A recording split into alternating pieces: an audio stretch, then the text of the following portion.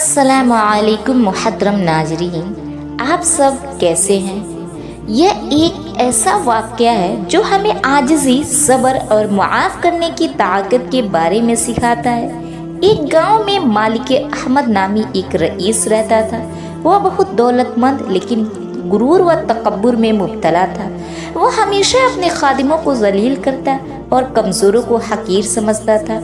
उसके बरअक्स गांव में एक गरीब आदमी रहमतुल्लाह भी रहता था जो बेहद नेक दिल, साबिर और आजिज़ था। वह छोटे मोटे काम करके अपनी गुजर बसर करता था और हर हाल में अल्लाह का शुक्र अदा करता था। एक दिन मालिक अहमद के बैल गुम हो गए। वो परेशानी में खादिमों को हुक्म देता है कि बैल को ढूंढ कर लाए। कई दिन की तलाश के बाद भी बैल न मिला। आखिरकार मालिक अहमद ने खुद ही बैल की तलाश के लिए निकलने का फैसला किया।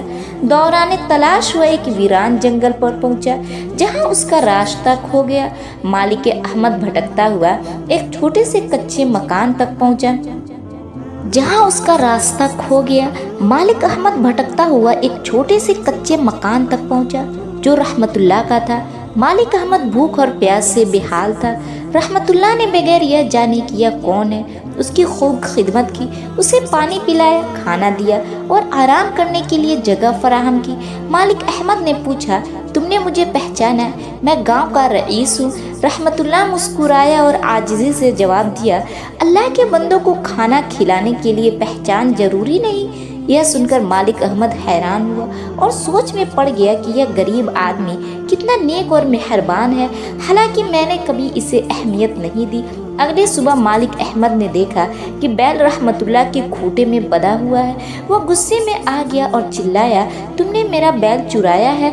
रहमतुल्लाह ने सुकून से जवाब दिया, यह बैल कल रात खुद ही मेरे दरवाजे पर आया। मैंने सोचा किसी का खो गया होगा, इसलिए यहाँ बांध दिया। मालिक अहमद ने अपनी अना के सबब रहमतुल्लाह को जलील करने की कोशिश की और उसे गांव की मुआजमा में ले जाकर चोर कह दिया। गांव के लोग हैरान थे क्योंकि वह रहमतुल्लाह की नेकी और ईमानदारी के गवाह थे। लेकिन रहमतुल्लाह ने कोई शिकायत किए बगैर साफ कहा, अगर मेरे हाथों कोई गलती हुई है तो मैं माफ़ी मांगता हूँ। मालिक अहमद को लोगों के सवाल और रहमतुल्लाह की नरमी से शर्मिंदगी महसूस हुई। चंद दिनों बाद मालिक अहमद को मालूम हुआ कि बैल खुद ही खूंटे से आज़ाद होकर भाग गया था। उसे अपनी गलती का एहसास हुआ। वह रहमतुल्लाह के पास आया और उसे माफ़ी मांगी। रहमतुल्लाह ने बगैर किसी नाराज़गी के फ़ौरन माफ़ कर दिया।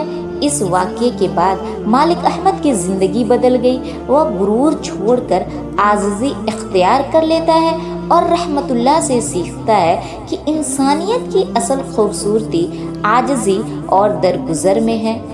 इस कहानी से हमें यह सबक मिलती है, आजिज़ी और सब्र। आजिज़ी और सब्र इंसान को बुलंद मकाम अता करती है जबकि गुरूर इंसान को गिरा देता है। नंबर 2, माफ़ी की ताकत। माफ़ करना न सिर्फ दूसरों को खुशी देना है बल्कि खुद को भी सुकून अता करना है। नंबर 3, इंसानियत। रंग, नस्ल या हैसियत के बजाय इंसानियत की खिदमत सबसे अहम है। यह वाक़या हमें यह सिखाता है कि गुरूर और तकब्बुर आरज़ी है जबकि नेकी, आजिज़ी और मोहब्बत हमेशा के लिए दिलों में जगह बनाती है। ऐसे ही इस्लामी वीडियो देखने के लिए हमारे चैनल को फॉलो करें। अगर आपको वीडियो अच्छी लगे तो लाइक करें और अगर कोई गलती हुई हो तो कमेंट में हमारी इस्लाह ज़रूर करें।